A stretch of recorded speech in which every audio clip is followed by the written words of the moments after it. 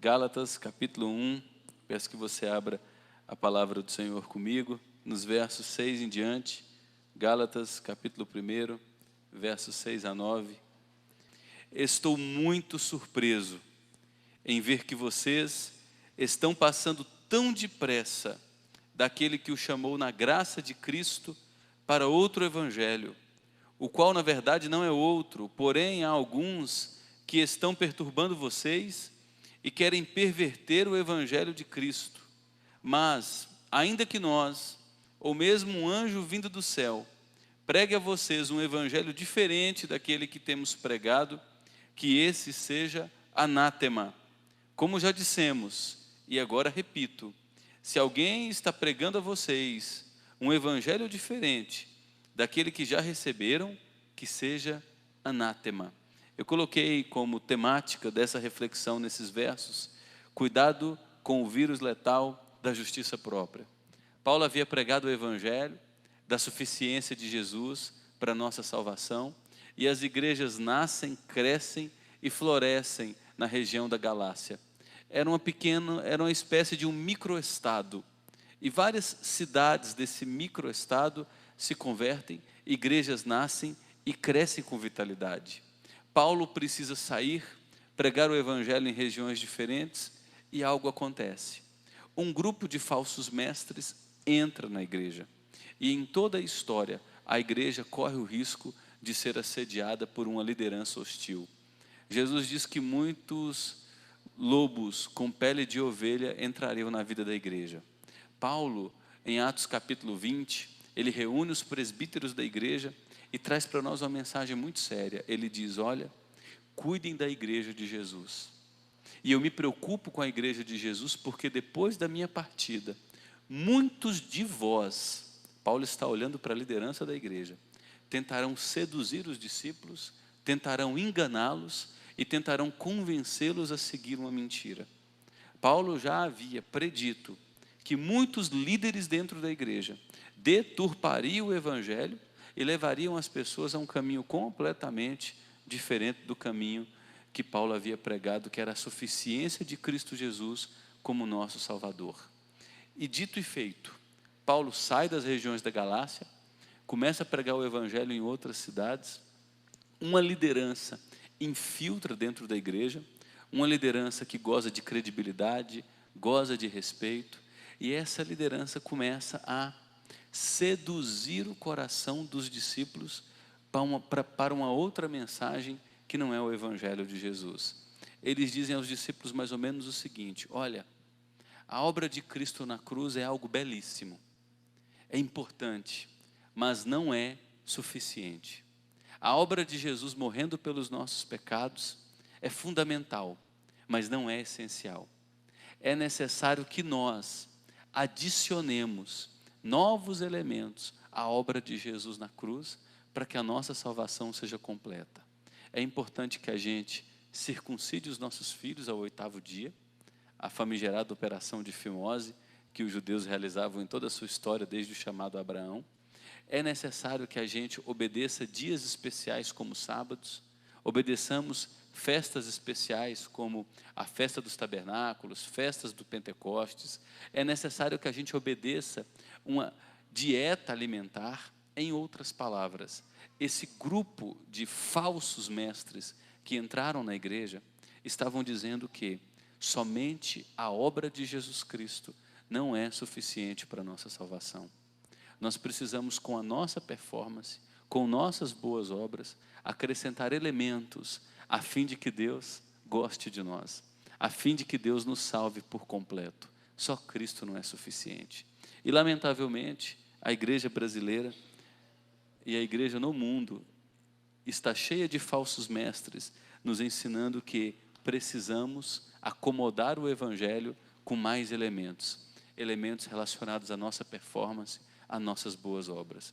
A igreja evangélica brasileira, por exemplo, é marcada por muitos moralismos, e esses moralismos variam de gueto religioso para gueto religioso.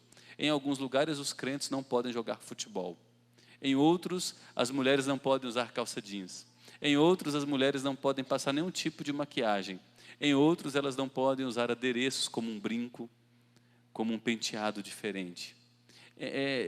Dependendo do tipo de liderança e do gueto denominacional, as leis, as ordenanças, a performance humana vai variar. Mas, no geral, nós somos saturados de leis sobre os homens, a fim de acrescentarmos alguma coisa à obra suficiente que Jesus realizou na cruz do Calvário. E Paulo escreve esses versos 6 a 9 para nos alertar contra esse vírus letal que pode nos destruir, que é o vírus da justiça própria. A justiça própria nos torna arrogantes, minimiza a suficiência da cruz de Jesus. A justiça própria nos torna fariseus, porque nós começamos a avaliar os outros, que não andam seguindo os nossos costumes, como pessoas mais impuras que nós. A justiça própria pode mascarar um coração apodrecido, e mascara mesmo. Tem muita gente que adotou um tipo de roupa formal, adotou um comportamento formal, mas cujo coração é sujo. Essas pessoas imaginam que, por exteriormente apresentarem um estilo de vida bonito, o coração delas também segue a mesma cadência. E nem sempre é assim.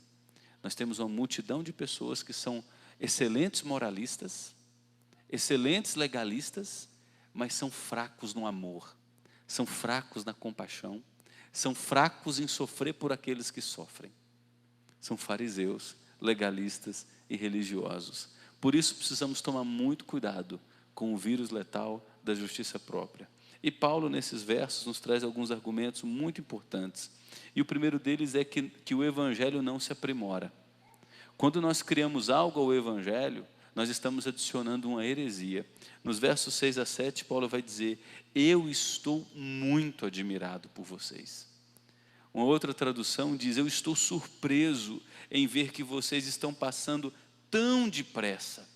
Essa expressão usada por Paulo, eu estou admirado, significa o seguinte: não tem lógica, que depois que vocês ouviram que Jesus nasceu de uma virgem, viveu uma vida perfeita, cresceu e viveu sem pecado, foi feita uma audição em nosso lugar, derramou todo o seu sangue, realizou uma obra perfeita, e na cruz disse: está consumado.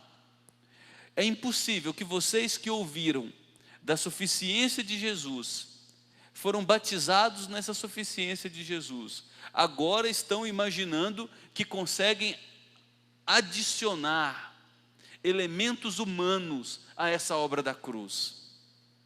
Não é possível que vocês tenham caído no conto de falsos mestres, dizendo que se vocês adicionarem novos elementos, vocês vão completar a salvação de Cristo Jesus. A salvação em Cristo é completa, sua obra é suficiente, o que Ele realizou é eficiente. Nós não podemos nem tirar nada, nós não podemos adicionar mais nada à obra de Jesus. Tudo o que Ele fez é completo, não há performance, não há boas obras, não há novos elementos que possam fazer Deus nos amar mais ou fazê-lo nos amar menos. O que Cristo fez na cruz é completo, perfeito e eficiente. Nada mais é necessário. É por isso que Paulo escreve o versículo 6 dizendo: eu estou admirado.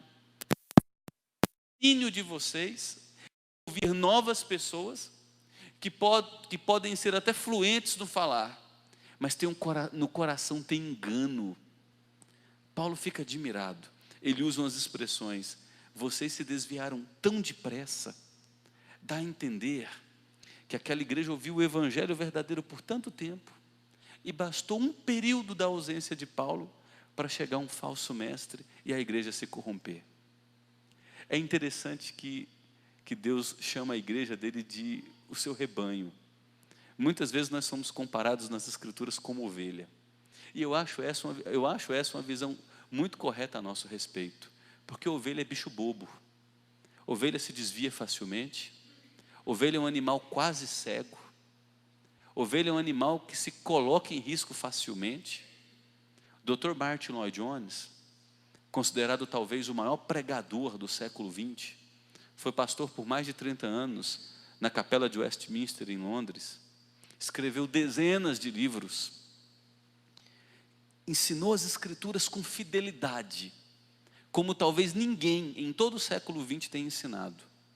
Martin Lloyd Jones morre, um ano depois, a sua igreja estava adotando o liberalismo. Sabe o que é o liberalismo? É uma confissão teológica que diz que não existem milagres. É uma confissão teológica que diz que Jesus não foi perfeitamente Deus. É uma confissão teológica que diz que há erros nas Escrituras. Mais de 35 anos ensinando o Evangelho dia após dia com fidelidade, transparência, e basta um ano de sua morte para a igreja seguir um ensino herético, para a igreja ouvir um líder carismático, seguir uma mentira e se condenar por conta de uma heresia.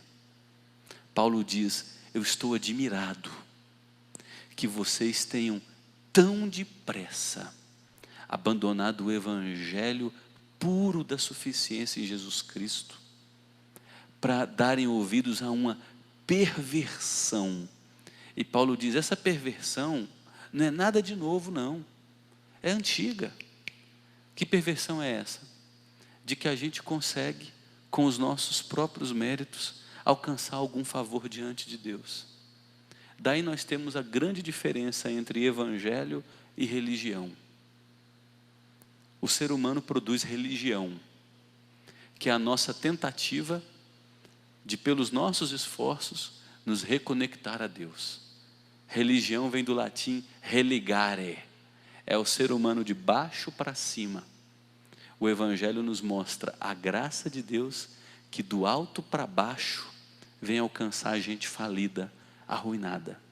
Religião e Evangelho são antagônicas, são caminhos opostos. Quem fabrica religião é o ser humano, quem produz o Evangelho é a graça de Deus. Quem produz boas obras é o ser humano. Quem nos salva por dádiva gratuita é Jesus Cristo, que desce do alto, se suja com a nossa lama do pecado, se faz maldito em nosso lugar, a fim de nos purificar de toda a nossa sujeira. Então Paulo diz: esse ensino de performance, de religião, não é nada novo, é antigo, sempre se fez presente na história humana, desde a queda de Adão. Em Gênesis 3, Adão e Eva caem em pecado. Qual é a primeira resposta do homem e da mulher em pecado? Eles pegam folhas de árvores sobre as quais deviam governar, constroem roupas e se escondem atrás delas. Religião é o homem tentando resolver o problema da nudez. O que Deus faz em Gênesis 3, verso 21? Pega um animal, não havia acontecido derramamento de sangue, Deus mata esse animal em Gênesis 3, derrama o sangue de um animal inocente, e com a roupa desse animal, Deus faz roupa para o homem e os veste. Quando o homem pega folhas, ele pratica religião, ele quer esconder a sua nudez. Quando Deus mata um animal, ele pratica o evangelho. Deus está dizendo que o homem não consegue se salvar. Será necessário que o cordeiro sem defeito seja morto, para que o homem, lavado pelo sangue do animal inocente, seja perdoado. Esse animal inocente já aponta para o sacrifício de Jesus, que é o Cordeiro de Deus, que tira o pecado do mundo. Então Paulo diz: vocês não podem mexer no Evangelho. O Evangelho não pode receber adicional, não pode receber melhoria, não pode receber um polimento, porque qualquer coisa que você tente fazer com a mensagem da suficiência de Jesus na cruz, você vai criar uma heresia, você vai criar uma religião performática. E como a gente quer uma religião performática? Porque a graça de Deus é um escândalo. A gente quer ter participação na salvação. E a Bíblia diz que nós somos absolutamente incapazes de promover qualquer ação para nos salvar. É necessário que Deus faça algo por nós. E Ele fez esse algo quando sacrifica seu Filho em nosso lugar. Por fim, Paulo diz que o Evangelho, que é a obra de Cristo nos salvando gratuitamente, é irrevogável. Nos versos 8 a 9, Paulo vai dizer: ainda que nós, ou mesmo um anjo vindo do céu, pregue a vocês um evangelho diferente daquele que temos pregado, que esse seja anátema. Como já dissemos e agora repito, se alguém está pregando a vocês um evangelho diferente daquele que já receberam, que seja anátema. Esse argumento de Paulo é muito importante. Em primeiro lugar, ele está dizendo, nem a minha autoridade como apóstolo pode acrescentar, retirar ou lustrar qualquer aspecto da mensagem de Jesus Cristo. Se eu acrescentar alguma coisa ou tirar alguma coisa, me considerem um maldito, um herege. Paulo está dizendo, o evangelho que eu preguei, de que Cristo Jesus morreu pelos nossos pecados e ressuscitou ao terceiro dia, subiu aos céus, está sentado à direita de Deus e voltará, e todo aquele que nele crê está perdoado. Se até mesmo eu quiser acrescentar agora algum elemento a essa mensagem, considerem-me um herege, um maldito. E Paulo adiciona um outro elemento. Em sua cultura do primeiro século, havia uma fascinação muito grande pelo esotérico, pelo místico. E não é muito diferente da nossa época. A gente gosta de sonhos, a gente quer, às vezes, receber uma nova revelação, a gente quer uma fala de um profeta ou de uma nova profetisa. E Paulo está dizendo, ainda que um anjo apareça a você em sonho, ainda que você tenha um êxtase religioso, ainda que você tenha uma visão arrebatadora, se a mensagem que vier, fruto dessa experiência, adicionar algum elemento à obra de Cristo, é maldito. E pode ter certeza, toda seita, toda religião que nasceu no mundo, toda heresia, é fruto de alguma experiência mística. Por exemplo, nós temos aqui em Anápolis algumas igrejas mórmons. De onde nasce o mormonismo? No século XIX, um homem diz que teve uma visão do anjo Moroni. Olha só, um anjo aparece. Uma visão do anjo Moroni, e esse anjo Moroni revela a ele coisas que não foram reveladas a nenhum outro homem. Um anjo aparece, uma nova revelação, uma seita é criada, uma multidão é enganada. Essa é a história que se repete em toda seita, em toda heresia, em todo paganismo religioso. Paulo diz, ainda que você tenha uma experiência arrebatadora, que te faça chorar, arrepiar, que te faça ficar emocionalmente sugestionável, se contrariar a suficiência dessa palavra, se adicionar elementos novos a essa palavra, considere maldito, corra disso. Então Paulo ama as igrejas da região da Galácia, e a preocupação dele é, vocês não podem se desviar do Evangelho. O que é o Evangelho? As boas novas de que através de Cristo Jesus, Deus resolveu os nossos principais problemas, sendo Ele o problema do pecado. Deus nos perdoou por completo, através da suficiência bondosa de Jesus Cristo. Não precisamos de mais nada, a não ser descansar integralmente na obra perfeita de Jesus. Ser cristão, por um lado, é muito fácil. Nós não temos que criar nada, nós não temos que adicionar mais nada, nós não temos que ilustrar nada. A gente só olha para a obra de Jesus, a contemplamos, descansamos nela e exaltamos a Deus, porque resolveu todos os nossos problemas gratuitamente na pessoa de seu Filho. Nós nunca fizemos nada para merecer esse amor. Nós nunca fizemos nada para fazer esse amor valer a pena. Tudo se resume na graça de Deus em Cristo por nós. Por isso que é tão importante a gente combater qualquer tipo de ensino que queira adicionar elementos a essa obra suficiente de Jesus. Por vivermos num país esotérico, o Brasil é um país místico. Quando os portugueses chegam ao Brasil, já encontram 5 milhões de indígenas. Esses 5 milhões de indígenas praticavam a religião animista. O que é o animismo? Tudo é Deus. A árvore é Deus, o céu é Deus, o sol é Deus, a lua é Deus, a água é Deus, o peixe é Deus.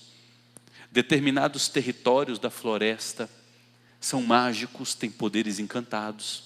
Aí vem os portugueses, marcados por um catolicismo, onde tem as rezas, a crença nos santos, os amuletos. Junto com os portugueses vêm os escravos, que trazem todas as suas religiões pagãs da África. E você joga todos esses elementos dentro de um liquidificador e bate. E forma essa religião sincrética do Brasil, onde até os crentes são pagãos. Você vai para uma igreja, você quer passar num sal grosso. Você vem para uma igreja, você tem que sair com a rosa ungida, achando que você está saindo com algum poder especial em mãos. Você crê na tolice de que se colocar um copo com água em cima da TV, vai ter alguma unção de uma oração especial. Aí dificultou, né? Porque as TVs modernizaram, ficaram mais finas, agora não cabe mais o copo com água em cima dela. Aí você cria a nação dos 318. Parece maçonaria, tem que colocar as espadas, e aqueles que precisam vencer os desafios em sua vida, tem que passar debaixo das espadas dos soldados de Deus. Olha só, o que líderes hereges, inescrupulosos fazem? Aproveitam a ingenuidade, a fraqueza de uma multidão que nasce e cresce numa cultura altamente sugestionável à miscigenação religiosa, ao esoterismo, ao misticismo, a práticas ocultas, a práticas mágicas. Por isso que igrejas neopentecostais dão tão certo no Brasil, porque os líderes são inescrupulosos, e a gente não gosta de ficar só na Bíblia. Então quando eu saio com a rosa ungida, eu saio com um elemento de poder na minha cabeça. Quando eu saio com um lenço, ou com um pouquinho de água do Rio Jordão, eu saio com algum elemento de poder. Quando eu participo das 7 campanhas de oração, e é o meu sacrifício que vai mover os céus, eu estou entendendo que as minhas pitadas de performance vão mudar a vontade de Deus. De Senhor, Deus se tornou servo. De meu dominador, Deus se tornou em meu dominado. Note, o que a religião de performance faz com Deus? E no que a religião de performance nos torna? Em senhores. O que o Evangelho nos faz enxergar? Que Deus é o Senhor absoluto da história, que nós estávamos condenados em nossos pecados e delitos, e que por conta de sua graça maravilhosa em Cristo, Ele nos perdoa, e o que eu tenho que fazer agora é só dobrar o meu coração em grata admiração e louvá-lo, e descansar nele, porque a obra que Ele começou em mim gratuitamente, Ele mesmo vai completar. Como é que o apóstolo Paulo combate esse vírus da justiça própria? Ele confronta os Gálatas com uma nota de espanto. Eu estou admirado. Como é que vocês que começaram bem se perderam tão rápido? Em segundo lugar, ele realça a suficiência do Evangelho. Jesus Cristo e sua obra na cruz para a nossa salvação. E por fim, Paulo convoca a igreja a julgar os falsos profetas, expulsando-os do seu meio. Note isso, gente. Os falsos profetas não vêm de fora, eles brotam de dentro. Tem muitos pastores que dizem que eles não podem ser questionados, eles não devem ser julgados, que a igreja precisa respeitá-los inquestionavelmente. Mas as Escrituras dizem que o espírito dos profetas deve ser julgado por toda a igreja. Em Atos 17, a Bíblia nos diz que os crentes de Bereia eram honrosos. Por quê? E conferiam para saber se aquilo que Paulo estava pregando estava registrado nas Escrituras. Se a gente conferisse na Bíblia aquilo que é pregado em nossas igrejas, é provável que nós não ficássemos na maioria das igrejas, porque lamentavelmente o que não se tem pregado hoje nas igrejas é a Bíblia. São ensinos de demônios, ensinos de homens, cujo Deus é o ventre, marcado por cobiça e que engana pessoas. Paulo convoca essa igreja a julgar os falsos profetas e diz: expulse esse povo daí. São anátemas, são malditos. Quais são as implicações de tudo isso para a nossa vida? Em primeiro lugar, meus queridos irmãos e irmãs, devemos viver em pleno contentamento com a obra suficiente do nosso Senhor Jesus Cristo. Eu não sei por que a gente tem essa tendência a não gostar da graça.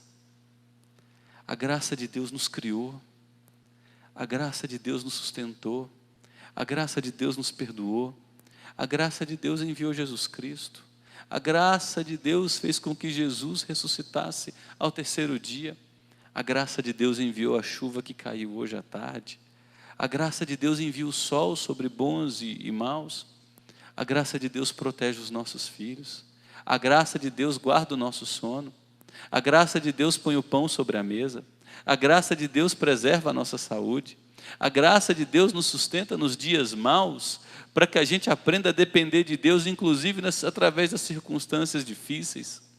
A graça de Deus é melhor que a vida, já disse o salmista no Salmo 63.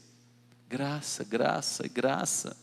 Eu e você só precisamos de uma coisa na presença de Deus, de sua graça. Todos os dias, Deus, tua graça me basta. Eu me alegro com a porção que o Senhor tem para a minha vida. Se for difícil, eu vou me agarrar ao Senhor, na certeza de que o Senhor me sustentará. Se for bom, eu vou tributar louvores ao Senhor, eu vou reconhecer que o Senhor é a causa de toda a minha vitória. Viva o contentamento com a obra suficiente de Jesus Cristo. A outra implicação é que precisamos cuidar para não dar ouvidos a qualquer ensino ao mestre. Nós precisamos ter cuidado para não dar ouvidos a qualquer ensino ou mestre. E isso é mais do que necessário nos dias de hoje. Porque nos dias de hoje, pulverizam templos com o nome de igreja. Nos dias de hoje, nós somos cercados por mestres do YouTube, pseudo-mestres. Nos dias de hoje, nós somos cercados por ideologias. São tantas vozes que nos cercam, cada uma querendo chamar a nossa atenção e dizer: me dá teu coração, me dá teu coração, me dá teu coração. E mais do que nunca, nós precisamos ficar aqui e ouvir somente quem fala sobre isso aqui com fidelidade. E ficar enraizados na simplicidade desse livro, que é a vida de Deus revelada. Cuidado para você não dar ouvido a qualquer ensino ou a qualquer mestre herege. Por que eu tenho que ter cuidado, Renato? Porque um ensino ruim tem o poder de destruir sua vida. Um ensino ruim tem o poder de destruir sua vida. Pessoas que cresceram em religião de performance, elas são tão marcadas pela culpa. O tempo todo, a ideia que elas criam é de um Deus julgador. Elas têm medo de contrariar o seu líder. Eu conheço pessoas que demoraram, às vezes, anos, para se tornarem membros dessa igreja. Eu falava: fulano, está na hora de você se tornar membro dessa igreja, está na hora de você se tornar membro, você já está com a gente há tantos anos. E virava para mim e dizia: eu não posso, eu tenho uma dívida de gratidão com o apóstolo X, apóstolo, hein? Eu tenho uma dívida de gratidão com a apóstola Y. Olha só, gente, o que falsos mestres fazem com a gente. Ao invés de libertar a nossa consciência, nos escravizam em culpa a eles. E o Evangelho liberta a nossa consciência, varre a nossa culpa.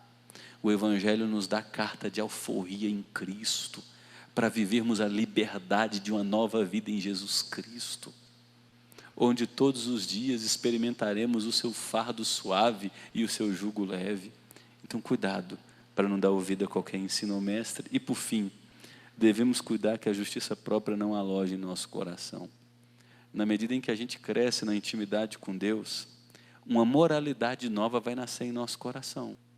E na medida em que esse processo de amadurecimento, que a Bíblia também chama de santificação, for acontecendo em sua vida e em minha vida, nós temos que tomar cuidado para não cair num senso falso de superioridade, quando a gente olha para quem está lá atrás na caminhada. Porque se nós melhoramos um pouco, é porque a graça de Deus inundou as nossas vidas. Se nós fomos santificados um pouco, é porque o Espírito Santo teve misericórdia de nós. Então, quando olhamos para pessoas que estão escravizadas, que estão marcadas por tantas deficiências, nós temos que olhar para elas e dizer: ali estaria eu, se não fosse a graça de Deus.